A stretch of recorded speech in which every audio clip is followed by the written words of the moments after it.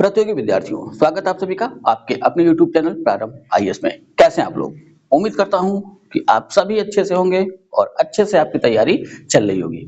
3 दिन बाद हम लोग मिल रहे हैं और उम्मीद है कि इन 3 दिनों में जिन-जिन लोगों ने पिछली वीडियो क्लास नहीं देखी होगी वो उन क्लासेस को अवश्य देख लिए होंगे। अपनी वीडियो क्लास की बात करें तो हम पढ़ रहे हैं भारत का संविधान और भारत के संविधान के तहत हम पढ़ चुके हैं अनुच्छेद 106 तक। ठीक है, 106 के बाद मैंने आपको एक सामान्य जानकारी की एक वीडियो क्लास दी थी, वो संबंधित थी संसद की विधायी प्रक्रिया से, यानी कि संसद नियम कैसे बनाती है।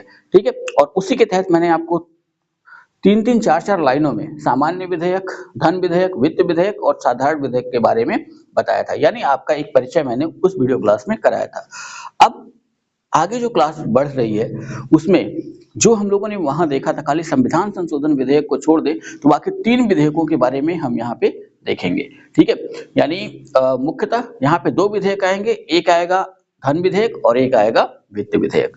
तो इसके बारे में थोड़ी विस्तृत क्लास होगी, लेकिन ध्यान से आप देखिएगा, वो इसलिए कि अगर परीक्षा में उससे संबंधित प्रश्न पूछे जाए तो वहां आप उलझे नहीं। ठीक है, चलिए देर नहीं करते हैं, वीडियो क्लास की शुरुआत करते हैं। और आज की वीडियो क्लास में मैं आपको पहले बता दूं, आज हम 2 अनुच्छेदों के ऊपर फोकस करेंगे, वो है अनुच्छेद 107 और अनुच्छेद 108। ध्यान से समझिएगा कि अनुच्छेद कहते क्या है और याद रखना है इन अनुच्छेदों की हेडिंग। ठीक है, यहाँ से प्रश्न बार बार बने हैं, इसलिए बहुत ही ध्यान से वीडियो क्लास को देखिएगा और अपनी नोट्स बनाइएगा। ठीक, तो चलिए, यहाँ भी हेडिंग है विधायी प्रक्रिया, वहां तो मैंने समझाया था, लेकिन इसकी शुरुआत होती है अनुच्छेद 107 से, यानी संविधान का भाग 5 है, अध्याय 2 है और अनुच्छेद 107। अनुच्छेद 107 कहता क्या है? विधेयकों के पुनः स्थापन और पारित किए जाने के संबंध में उपबंध। ठीक है, 107 के तहत ये बताया गया कि विधेयक कैसे सदन में रखे जाएंगे, कौन सा विधेयक पहले किस सदन में रखा जाएगा, कौन सा विधेयक चाहे पहले लोकसभा में रख दिया जाए चाहे पहले राज्यसभा में रख दिया जाए। ठीक है, और ये पारित कैसे किए जाएंगे, इस संदर्भ में अनुच्छेद 107 को 5 भागों में बांटा गया है और ये 5 भाग स्पष्ट कर देते हैं कि कोई भी नियम जो संसद बनाएगी विधेयकों के माध्यम से, और ये ध्यान रखिएगा कि संसद जब भी नियम बनाएगी तो उसके लिए उसे विधेयक लाना होगा, यानी बिल लाना होगा। तो अनुच्छेद 107 का फर्स्ट क्या कहता है कि धन विधेयकों और अन्य वित्त विधेयकों के संबंध में। ठीक है, तो यहाँ दोनों को किनारे कर लेंगे। अगर आप पिछली वीडियो क्लास को देखे होंगे तो वहां मैंने क्या समझाया था कि धन विधेयक और वित्त विधेयक प्रथमतः लोकसभा में प्रस्तुत होंगे। प्रथमतः का मतलब कि पहले इन्हें राज्यसभा में नहीं रखा जाएगा, इन्हें सबसे पहले रखा जाएगा लोकसभा में। ठीक है, तो उसी को यहाँ स्पष्ट किया गया है कि संबंध में अनुच्छेद 109 में धन विधेयक के संदर्भ में प्रक्रिया दी हुई है, जो हम कल देखेंगे। ठीक है, और अनुच्छेद 117 वित्त विधेयक, ठीक है, के उपबंधों के अधीन रहते हुए कोई विधेयक संसद के किसी भी सदन में आरंभ हो सकेगा। तो सीधा सीधा आपको ध्यान में रखना है कि अनुच्छेद 107 फर्स्ट ये क्लियर कर देता है कि धन विधेयक और वित्त विधेयक को छोड़ दिया जाए, तो बाकी जो 2 विधेयक बचते हैं, यानी सामान्य विधेयक और दूसरा बचता है संविधान संशोधन विधेयक, तो ये दोनों विधेयक या इन विधेयकों की शुरुआत किसी भी सदन में हो सकती है, चाहे पहले इसको लोकसभा में रखें चाहे पहले इसको राज्यसभा में रखें। लेकिन अच्छे से ध्यान में रख लीजिएगा कि अगर वो विधेयक धन विधेयक है या वो विधेयक वित्त विधेयक है तो सबसे पहले रखा जाएगा लोकसभा में। ठीक है, 107 का 2 क्या कहता है? अनुच्छेद 108 और अनुच्छेद 109 के उपबंधों के अधीन रहते हुए कोई विधेयक संसद के सदनों द्वारा तब तक पारित किया गया नहीं समझा जाएगा जब तक संशोधन के बिना या केवल ऐसे संशोधनों सहित जिन पर दोनों सदन सहमत हो गए हैं उस पर दोनों सदन सहमत नहीं हो जाते हैं। यानी 107 सेकेंड जो कहता है ये स्पष्ट कर रहा है कि कोई भी विधेयक, तो यहाँ पे 2 अनुच्छेद उन्होंने दिया 108, तो अनुच्छेद 108 अभी हम पढ़ेंगे 107 के बाद, वो है विशेष परिस्थितियों में संयुक्त बैठक का प्रावधान करता है। ठीक है, हाँ, तो वो संयुक्त बैठक अगर किसी विधेयक पे गतिरोध हो जाए तो जब हम 108 पे आएंगे तो हम आपको बताएंगे। लेकिन यहाँ ध्यान रखिए कि 108 और 109 क्या है? 109 धन विधेयक के संबंध में जो व्यवस्था बनाई गई उसके बारे में बता रहा है। ठीक है, तो यहाँ पे ध्यान रखिए कि धन विधेयक तो हमने देख लिया, सबसे पहले लोकसभा में प्रस्तुत होगा। और धन विधेयक के संदर्भ में उस दिन भी पिछली वीडियो क्लास में मैंने आपको बताया था कि लोकसभा को अधिकतर अधिकार प्राप्त है, यहाँ राज्यसभा को बहुत ही सीमित अधिकार प्राप्त है। राज्यसभा 14 दिन तक अपने पास रख सकती है। पारित शब्द का प्रयोग राज्यसभा के लिए नहीं किया गया है। हाँ, 14 दिन के भीतर राज्यसभा अपनी अनुशंसा के साथ उस विधेयक को लोकसभा को लौटाएगी। अगर राज्यसभा 14 दिन तक ऐसा नहीं करती है तो 14 दिन बाद वो विधेयक स्वतः ही राज्यसभा में पारित माना जाएगा। ठीक है, तो वहां 108 और 109 के अधीन रहते हुए, ठीक, और जो संशोधन सहित जिन पर दोनों सदन सहमत हो गए हैं, ठीक है, तो 108 और 109 को हम किनारे करें तो जो भी विधेयक प्रस्तुत होंगे लोकसभा में और राज्यसभा में, अगर दोनों सदन उस विधेयक को पारित कर देते हैं, ठीक है, तभी वो विधेयक पारित माना जाएगा। यानी अगर कोई सदन अपनी असहमति व्यक्त करता है तो उसके लिए अलग व्यवस्था है, वो व्यवस्था हम देखेंगे 108 में। ठीक है, तो 107 का 2 स्पष्ट है कि अनुच्छेद 108 और अनुच्छेद 109 के अधीन रहते हुए कोई भी विधेयक दोनों सदनों में पारित होना अनिवार्य है। ठीक है, ये एक लाइन में आप कह सकते हैं। अगले खंड की बात करें तो 107 का 3 क्या कहता है कि संसद में लंबित विधेयक सदनों के सत्रावसान के कारण व्यवगत नहीं होगा। ठीक, जैसे मान लेते हैं, पहले तो यहाँ पे ध्यान रखिए कि जो नए विद्यार्थी हैं वो अच्छे से ध्यान से समझ लेंगे और पुराने भी थोड़ा सा अपनी मेमोरी को और धार दें, यानी याददाश्त को और तेज करिए। और वो ये कि संसद के 3 सत्र होते हैं साल में, ठीक है, उन सत्र को बुलाएंगे राष्ट्रपति और उन सत्रों की समाप्ति यानी सत्रावसान भी करेंगे राष्ट्रपति। और दूसरा ध्यान में रखना है कि लोकसभा 5 साल के लिए गठित होती है, तो 5 साल में उसका होता है विघटन, यानी लोकसभा का विघटन कर दिया जाता है, नए लोकसभा के चुनाव होंगे। ठीक है, लेकिन राज्यसभा का विघटन नहीं होगा।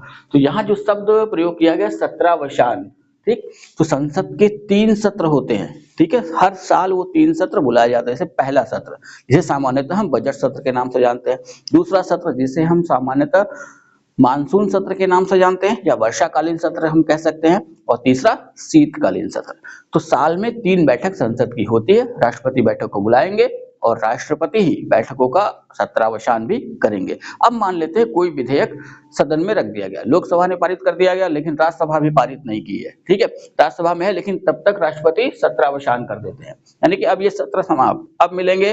जैसे मान लेते बजट सत्र में रखा गया, ठीक है, फरवरी के महीने में, अब ये विधेयक पारित नहीं हो पाया, अब राष्ट्रपति ने सत्रावसान कर दिया, तो अब ये विधेयक ऐसा नहीं कि खत्म हो जाएगा, वो विधेयक बना रहेगा और जब अगला सत्र बुलाया जाएगा यानी कि जब मानसून सत्र आएगा तो उस सत्र में राज्यसभा चाहे तो उस विधेयक को पारित कर सकती है। ठीक है, वही यहाँ पे स्पष्ट कर दिया कि संसद में लंबित विधेयक यानी जिन विधेयकों को एक सदन ने पारित कर दिया है या दोनों में से किसी सदन ने नहीं पारित किया और वो सदन में रख दिया गया है, तो अगर सत्रावसान हो जाता है यानी सत्र की समाप्ति की घोषणा हो जाती है, तो ऐसा नहीं है कि वो विधेयक व्यपगत यानी खत्म मान लिया जाएगा। यहाँ पे यही ध्यान रखना है कि वो बना रहेगा, फिर से जब सत्र बुलाया जाएगा तो उस सत्र में वो पारित किया जा सकता है। ठीक है, अगले खंड की बात करें तो अनुच्छेद 107 का 4 ये कहता है कि राज्यसभा में लंबित विधेयक, ये 4 और 5 बहुत अच्छे से समझिएगा, और जिनको समीक्षा अधिकारी और पीसीएस की परीक्षा देनी है वो तो और ध्यान से। ठीक है, राज्यसभा में लंबित विधेयक जिसको लोकसभा ने पारित नहीं किया है, लोकसभा के विघटन पर व्यपगत नहीं होगा। अभी मैंने जो शब्द अभी विघटन के बारे में आपको बताया कि लोकसभा 5 साल के लिए गठित की जाती है और 5 साल बाद उसका विघटन हो जाता है और नई लोकसभा के चुनाव होते हैं। लेकिन दूसरी कंडीशन यह है कि अगर सत्ता प्राप्त दल अपना बहुमत खो देता है और कोई भी दल सरकार बनाने की कंडीशन में नहीं रहता है, यानी 272 सीटें कोई नहीं ला पाता है किसी भी तरीके से, तो लोकसभा का बीच में भी विघटन किया जा सकता है। ठीक है, तो यहाँ ये कह रहा है कि कोई विधेयक ऐसा विधेयक है जो राज्यसभा में लाया गया है लेकिन अभी राज्यसभा ने पारित नहीं किया, इसलिए शब्द का प्रयोग किया गया लंबित विधेयक। और राज्यसभा में लंबित विधेयक जिसको लोकसभा ने पारित नहीं किया है, ठीक है, तो राज्यसभा में भी लंबित है तो लोकसभा में आ नहीं सकता। ठीक, लोकसभा के विघटन पर व्यपगत नहीं होगा। और उसी समय अगर लोकसभा का विघटन हो जाता है यानी फिर से लोकसभा के चुनाव की घोषणा हो जाती है, तो यहाँ ध्यान रखना है कि ना तो लोकसभा ने पारित किया है और अभी राज्यसभा में वो विधेयक लंबित है, यानी राज्यसभा अभी उस पर विचार कर रही है और लोकसभा का तब तक विघटन हो गया, तो इस कंडीशन में वो विधेयक बना रहेगा, समाप्त नहीं होगा। ठीक है, यही चीज समझनी है आपको। 17(5) क्या कहता है? कहता है कि कोई विधेयक जो लोकसभा में लंबित है या लोकसभा द्वारा पारित कर दिया गया है। ठीक है, एक विधेयक लाया गया लोकसभा में, हो सकता है कि विधेयक लाया गया, हो सकता है कि विधेयक लाया गया और लोकसभा ने पारित कर दिया। ठीक है, और राज्यसभा में लंबित है। ठीक है, लोकसभा द्वारा पारित कर दिया गया है, राज्यसभा में भेज दिया गया है, राज्यसभा ने अभी उस पर विचार नहीं किया, यानी राज्यसभा अभी उस पर सोच रही है, राज्यसभा ने अभी उस पर अपनी सहमति नहीं दी है। यहाँ ध्यान रखिएगा, अनुच्छेद 108 के उपबंधों के अधीन रहते हुए लोकसभा के विघटन पर व्यवगत हो जाएगा। ठीक है, ऐसा इसलिए किया गया कि हो सकता है कि लोकसभा ने तो पारित कर दिया है, अब राज्यसभा को भेजा गया, अब राज्यसभा को ऐसा लगता है कि नहीं ये विधेयक सही नहीं, हमको इस पे संशोधन चाहिए, या कुछ राज्यसभा चाहती है कि हम इसमें संयुक्त बैठक बुलाएंगे, या कुछ भी इस तरीके का मामला आता है तो 108 के अधीन इस खंड को कर दिया गया है 107(5) को। ठीक है, तो यहाँ पे ध्यान रखिएगा कि अगर कोई विधेयक लोकसभा में लंबित है या लोकसभा द्वारा पारित कर दिया गया है और राज्यसभा को भेज दिया गया, लेकिन राज्यसभा ने अभी उस पर विचार नहीं किया है, ठीक है, तो अनुच्छेद 108 के उपबंधों के अधीन रहते हुए वो विधेयक व्यपगत हो जाएगा, यानी समाप्त हो जाएगा। और जब नई लोकसभा चुन करके आएगी, विघटन के बाद चुनाव होंगे, और फिर जब नई लोकसभा चुन करके आएगी तो वो फिर से उस विधेयक को पारित करेगी और फिर तब राज्यसभा को भेजा जाएगा, और दोनों सदनों में अगर वो पारित हो गया तो वो विधेयक पारित माना जाएगा। तो 4 और 5 इन दोनों को अच्छे से ध्यान में रखिएगा, ठीक है, क्योंकि यहाँ से क्वेश्चन कई बार बने हैं और बार बार बनते रहते हैं। तो ये रहा अपना अनुच्छेद 107। अगले अनुच्छेद की तरफ आते हैं, तो अगला अनुच्छेद है 108। यहाँ पे ध्यान रखिएगा कि 108 संविधान के दृष्टिकोण से देखें तो काफी लंबी चौड़ी व्याख्या है, लेकिन जितनी हमें जरूरत है उस हिसाब से मैंने इसको थोड़ा सा शार्ट कर दिया है, यानी छोटा कर दिया है समझने के लिए आपके। ठीक है, तो अनुच्छेद 108 क्या कहता है? कुछ दशाओं में दोनों सदनों की संयुक्त बैठक। नियम क्या है कि राज्यसभा अलग बैठेगी, लोकसभा अलग बैठेगी, यानी राज्यसभा के सदस्य राज्यसभा वाले सदन में बैठेंगे और लोकसभा के सदस्य लोकसभा वाले सदन में बैठेंगे। ना तो लोकसभा का व्यक्ति राज्यसभा में जाएगा, ना तो राज्यसभा का व्यक्ति यानी सदस्य लोकसभा में आएगा। हाँ, सिर्फ मंत्री आ सकते हैं। ठीक है, जैसे मान लेते कोई मंत्री है राज्यसभा का, ठीक, और लोकसभा में उसे बोलना है, किसी सदस्य ने प्रश्न पूछा है तो वो लोकसभा में जाकर के उस प्रश्न का उत्तर दे सकता है। लेकिन इनके अलावा और एक है भारत के महान्यायवादी, ठीक है, इन दोनों के अलावा और कोई भी अपने सदन को छोड़कर दूसरे सदन में नहीं जाएगा। अगर वो सदस्य है तो लोकसभा का सदस्य है तो लोकसभा में ही बैठेगा, राज्यसभा का सदस्य है तो राज्यसभा में ही बैठेगा। ठीक, तो यहाँ पे ध्यान रखिए कि कुछ दशाओं में दोनों सदनों की संयुक्त बैठक 108, और एक लाइन में कहें तो आपसे बार बार प्रश्न पूछता है कि संयुक्त बैठक की व्यवस्था करने वाला अनुच्छेद, संयुक्त बैठक का प्रावधान करने वाला अनुच्छेद, तो अपना आंसर हो जाएगा 108। ठीक, और इस बात को अच्छे से ध्यान में रखिएगा कि ये कई बार ये प्रश्न पूछा हुआ है, ये गलत नहीं होना चाहिए। ठीक है, अब आते हैं 108 कहता क्या है। तो यहाँ भी हम देखें तो जैसे अनुच्छेद 107 5 खंडों में बटा हुआ था, वैसे ही अनुच्छेद 108 भी 5 खंडों में बटा हुआ है। ठीक है, तो अनुच्छेद 108 का फर्स्ट क्या कहता है कि यदि किसी विधेयक के एक सदन द्वारा पारित किए जाने और दूसरे सदन को पारेषित यानी भेज दिया जाए, ठीक है, पारेषित किए जाने के पश्चात, तो एक शब्द में कहें तो एक सदन ने उसको पारित कर दिया, मान लेते हैं पहले लोकसभा में आया, लोकसभा ने उसे पारित कर दिया, अब उसने किसको भेज दिया? अब उसने भेज दिया राज्यसभा को। ठीक है, राज्यसभा को भेज दिया, उसी के लिए शब्द यहाँ प्रयोग किया गया है पारेषित। ठीक, ऐसा कर दिया गया, तो अब कौन कौन सी कंडीशन होगी जिस कंडीशन पे संयुक्त बैठक बुलाई जाएगी? तो 108 का फर्स्ट क क्या कहता है कि दूसरे सदन द्वारा विधेयक अस्वीकार कर दिया गया है।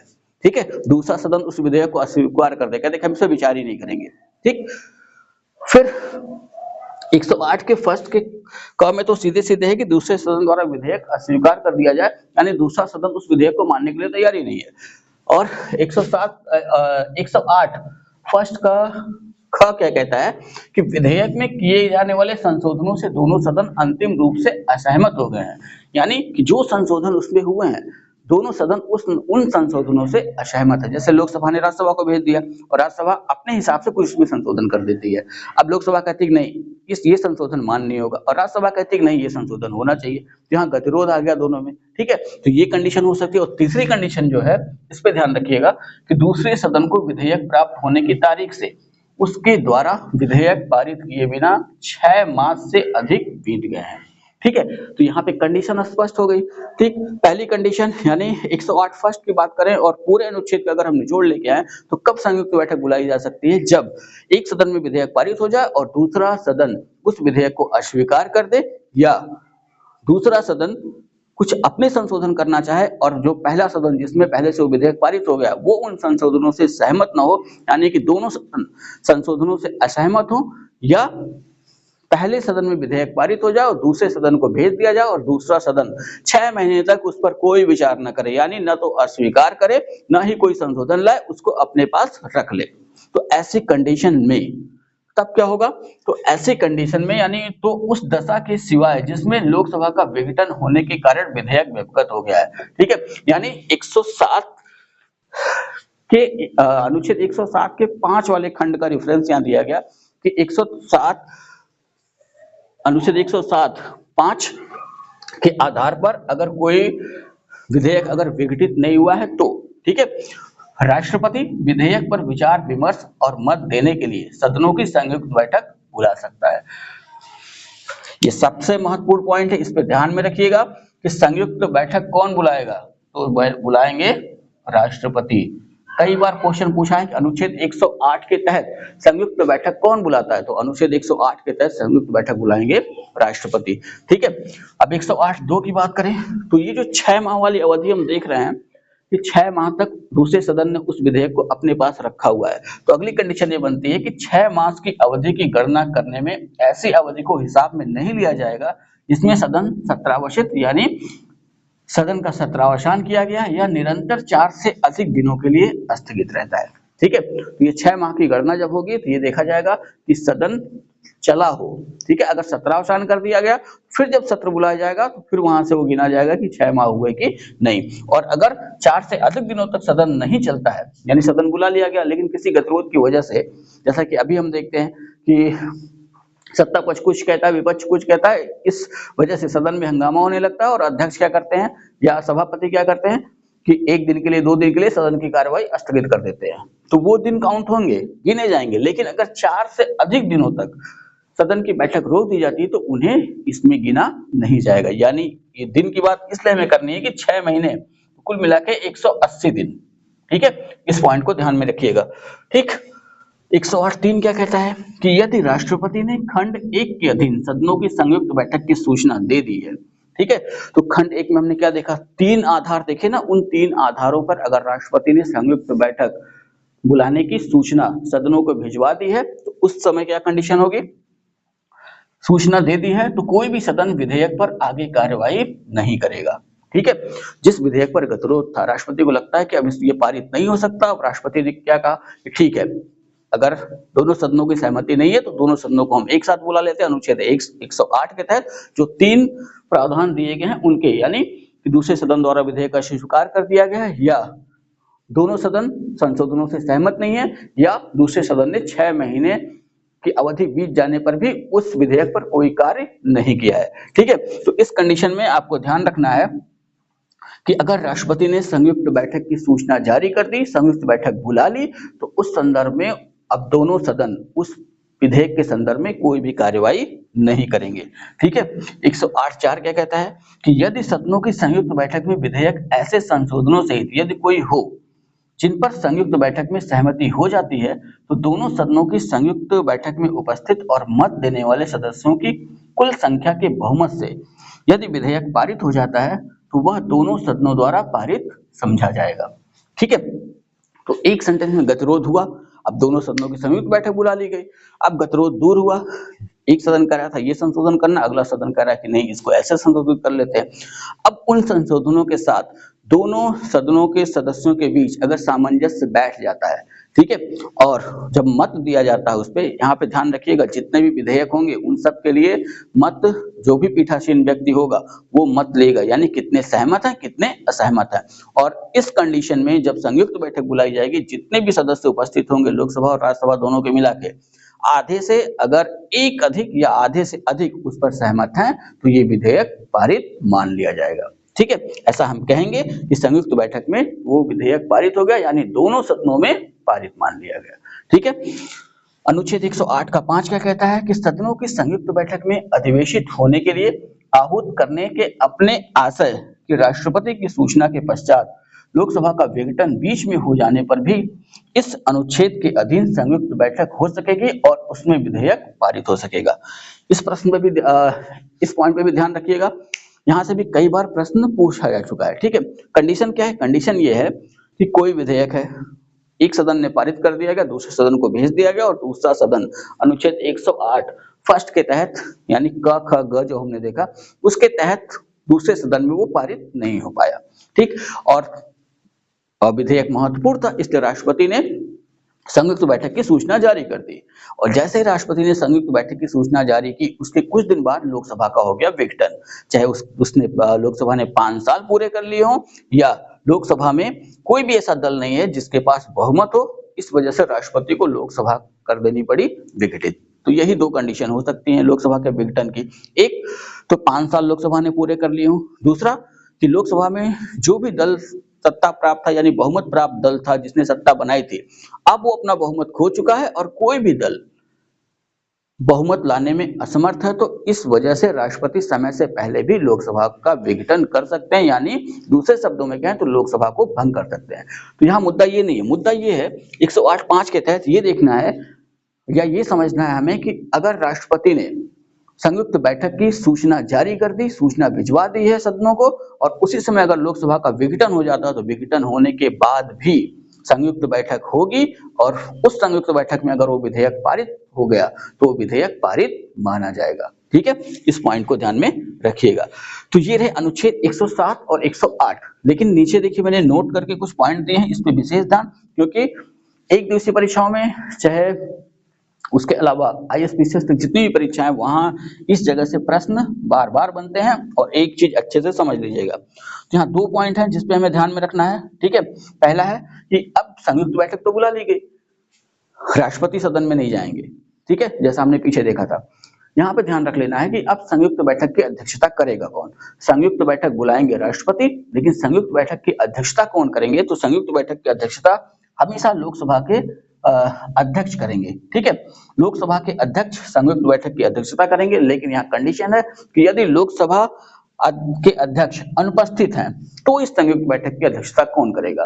तो तब उस कंडीशन में लोकसभा के उपाध्यक्ष। अब मान लेते हैं लोकसभा के अध्यक्ष भी अनुपस्थित हैं और लोकसभा के उपाध्यक्ष भी अनुपस्थित हैं, तो उस कंडीशन में राज्यसभा के जो उपसभापति होंगे, इसी पॉइंट पे आपको ध्यान में रखना है, संयुक्त बैठक की अध्यक्षता करेंगे। जैसे ध्यान रखना है कि राज्यसभा के सभापति क्यों नहीं कर सकते, तो यहाँ पे ध्यान रखना है कि राज्यसभा के जो सभापति है वो सदस्य नहीं है राज्यसभा के, ठीक है, वो है भारत के उपराष्ट्रपति, और उनको सिर्फ एक काम दिया गया है कि आप राज्यसभा के पदेन सभापति होंगे। इस वजह से वो संयुक्त बैठक में वो भी नहीं जा सकते। तो यहाँ पे ध्यान रखिएगा। तो इन 2 कंडीशनों में अगर लोकसभा के अध्यक्ष भी अनुपस्थित हैं और लोकसभा के उपाध्यक्ष भी अनुपस्थित हो जाते हैं किसी भी कारण से, तो राज्यसभा के उपसभापति संयुक्त बैठक की अध्यक्षता करेंगे। और मान लेते हैं कि तीनों नहीं है, ठीक है, यानी लोकसभा के अध्यक्ष भी नहीं है, लोकसभा के उपाध्यक्ष भी नहीं है और राज्यसभा के उपसभापति भी नहीं है, तो उस कंडीशन में ध्यान रखिएगा कि वो वाला नियम लागू होगा जो हम लोगों ने पीछे पढ़ रखा था। लोकसभा के अध्यक्ष उपाध्यक्ष की अनुपस्थिति में कौन आएगा और राज्यसभा के सभापति और उपसभापति की अनुपस्थिति में कौन आएगा। तो यहाँ सिस्टम सीधा सा क्लियर है कि अगर लोकसभा के अध्यक्ष भी अनुपस्थित हैं और लोकसभा के उपाध्यक्ष भी अनुपस्थित हैं और साथ ही साथ राज्यसभा के उपसभापति भी अनुपस्थित हैं, तो उस कंडीशन में उस संयुक्त बैठक में जितने भी सदस्य मौजूद हैं, अपने में से जिसे वो कहेंगे वो इस संयुक्त बैठक की अध्यक्षता करेगा। ठीक है, अब प्रश्न ये उठता है कि भारत के संवैधानिक इतिहास में क्या, या भारत की स्वतंत्रता के बाद जब से संविधान लागू हुआ, क्या संयुक्त बैठक हुई है? तो यहाँ ध्यान रखिए, पहले तो संख्या ध्यान में रखिएगा कि 3 बार संयुक्त बैठक बुलाई गई है। और वो कौन कौन से विधेयक थे? तो पहला था दहेज प्रतिषेध विधेयक, ये लाया गया 1960-61 में, और उस समय प्रधानमंत्री थे पंडित जवाहरलाल नेहरू जी। ठीक है, और जो दूसरी संयुक्त बैठक हुई वो बैंकिंग सेवा आयोग विधेयक को लेकर के हुई थी, और वो सन था 1978, और उस समय जो प्रधानमंत्री थे वो थे मोरारजी देसाई जी। ठीक है, जब तीसरी बार संयुक्त बैठक बुलाई गई तो उस समय जो विधेयक था वो था आतंक निरोध अध्यादेश 2002, और इसका चर्चित नाम है पोटा अधिनियम 2002। ठीक है, 2002 में इस पर संयुक्त बैठक हुई थी, और उस समय भारत के प्रधानमंत्री थे अटल बिहारी वाजपेयी जी। तो 3 बार ये संयुक्त बैठक भारत में हो चुकी है। ठीक है, तो ये थी आज की वीडियो क्लास। उम्मीद करता हूं कि ये वीडियो क्लास आपको पसंद आएगी।